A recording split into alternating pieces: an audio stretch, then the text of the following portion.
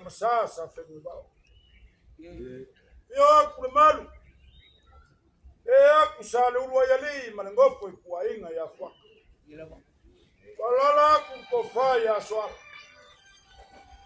siapo kala kelo salmasinga malo fayele upu mausu mawa umakanga ai mase ku le ya inga yo aku la fionga de pope yai kayao ako la luof sifa o le finga ngalo le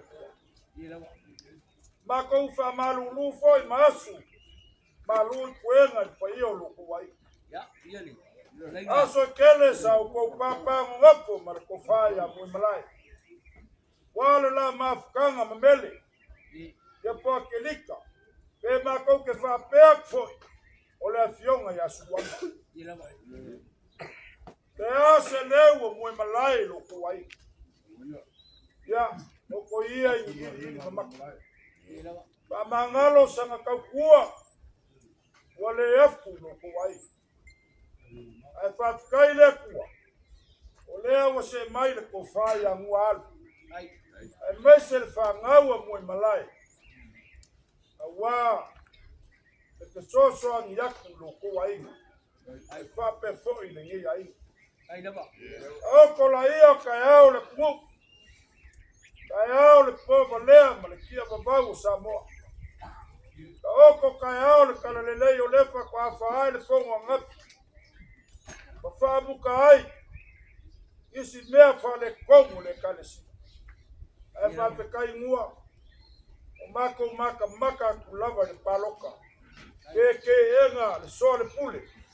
Lea lava ngai kumalosi. Ia faa wau pea le soa le pule le TV ale kalesi. Elea, kako feiloa ile ualo male loi fonga mani. Onga ole finga ngalo le kua. Le aso fia o mwe malai. Oi mai sa fako fam kala. Lau kou si fa alo ma lau kou si fa kuku. E ala, le konga lewa kakala. Le koe kala ngoi le konga. O le konga kau si amaka mai pusi fangua kaka. Ia pa ia singave maulu mkongkua.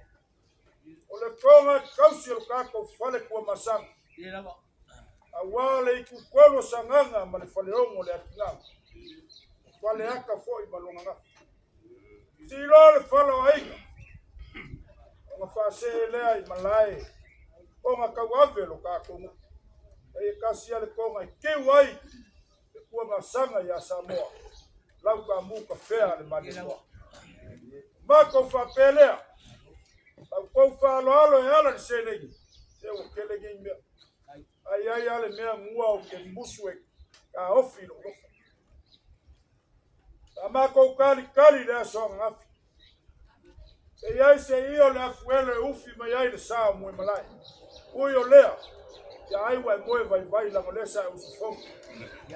Ya o mako fa pelea. Fa pe kai kele. Kai fa kupu lo kuai. Kai lo ko alo lopo ya mo malai ma mele ma sanga. Le alava o si lo ko fala. Amako kom foi aqui.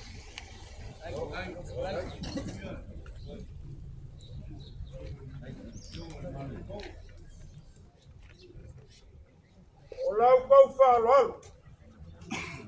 Awale lau. Ole pama sa kokoi kiliak. O kuala au mangongi Israel.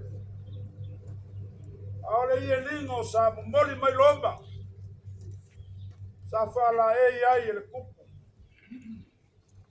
Pa ngawa Israel. Ali, ilawa. Ewo ko mai. Pelea. Ambako kama foyako wala ko falo alo le laula. Pa kamali le wala laula.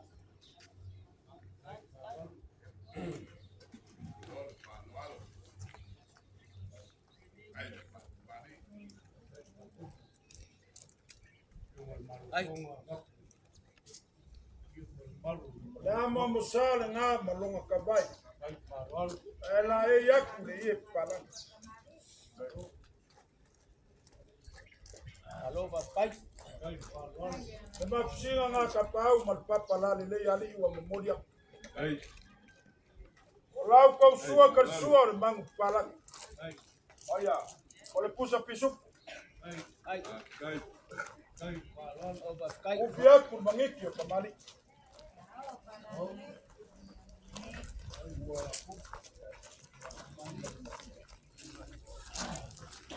Lua sepuluh kusapa lea wale laulau.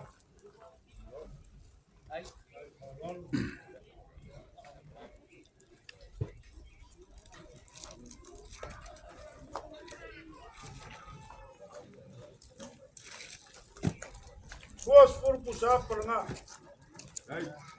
Lima pusa moa. 5 pusa pisupo, 5 pusa tuna.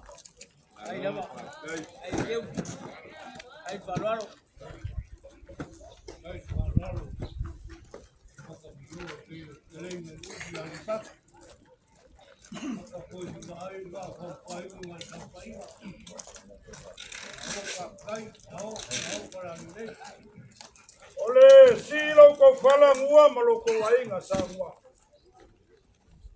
Ya wo umang o kalangwa. Ole sila ai ga kokol ka ko.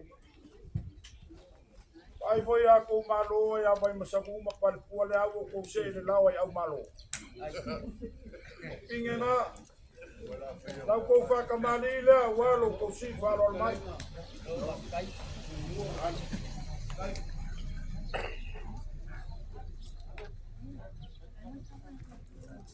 Ai lolo le malong kavai la e le pala. Ai. Yo mal malo fom.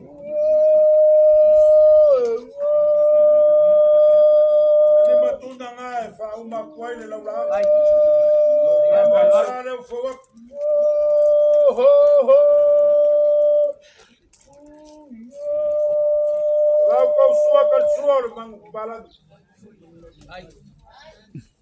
Ai papu, ai palolo, ahora amaro, ai papu,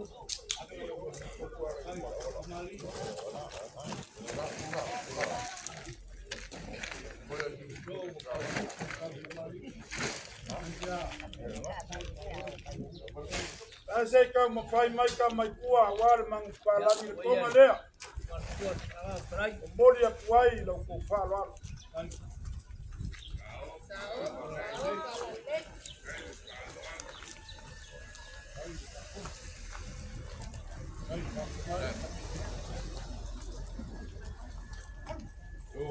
Ua, escalai le io le mava.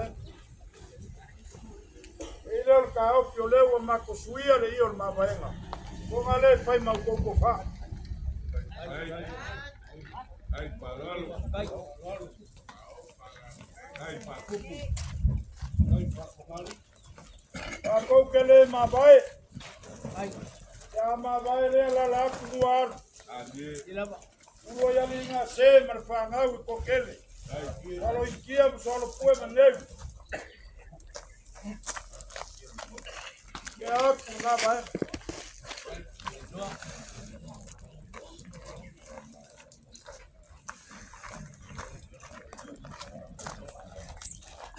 Ole kai lo ka kuainga na kai au malo. Se laure kusapa le la campo.